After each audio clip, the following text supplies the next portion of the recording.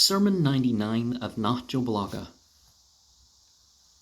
reminds us that Allah is God because God is the only being beyond time. And when we have an actual caliph, a rightly guided caliph, the disobedience of them was as a crime. Now, we do find that before Ali, there were some things that, were temporary, you could say. And perhaps they weren't rightly guided in all their actions. Like the person who had a question about religion that wasn't understood, and then after Umar died, he asked the question to other people and finally got his question about religion answered. And, God put our material vessels together and, can and will disperse them. And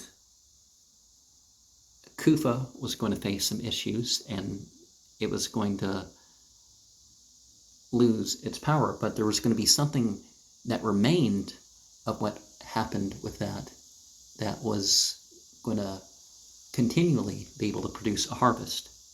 Now, when this sermon talks about the banners, people think of the Daesh banner, or they think of some Muslim majority country flag.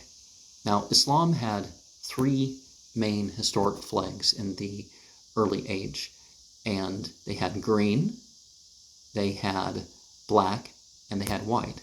And you could say that represents the three stages, right? The Islam, you accept the peace and wholeness for yourself. Jihad, you strive to maintain it, you strive to establish it. Khilafah, this self-mastery becomes a greater sense of justice in society. And people get all fearsome about Sharia and jihad because they don't know what it means. Sharia is that you don't enforce most of the Sharia. The government has no business trying to enforce most of the Sharia. They may put forward the education or learning that makes it possible to learn of these things, but it's not that they, are enforcing religion upon the people or something like that. Certainly some aspects of how you deal in society would be enforced, but, anyways, saying 138 reminds us that generosity meets its returns. Saying 139 reminds us that it's permissible to assist people as far as their needs are. And of course that would imply those who are wrongdoers, if they have a need, they have a need.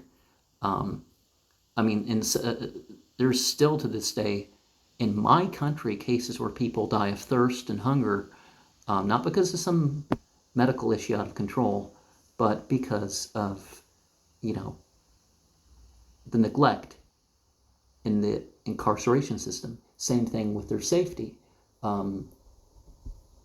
There are some fights and stuff that would happen anyways, but most of the really serious stuff is, again, because of neglect. And some people, they should have known because of what they've done in there or what they've done on their way in or before or whatever, that they were to be kept away from other prisoners, you could say. There are some very safe jails in this world, and there's just no excuse with our modern technology and ideas about surveillance and stuff like this that we can't actually do these sorts of things and help maintain the dignity and all that. But saying 140 is where we're going to get into next. And it reminds us that destitution is a factor of being immoderate, being extreme. Sometimes this is what others do. There's this overabundance of resources in this world. They think maybe 10 times the current world population could be fed and taken care of on the current resources, and they could even reduce pollution in the process. But people are clamoring, talking about depopulation like it's something that should be done intentionally.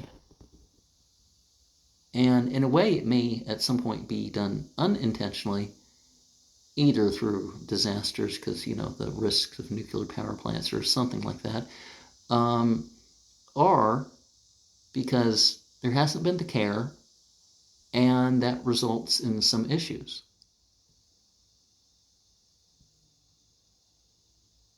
But then again, you could say that's intentional because, again, people should be taken care of.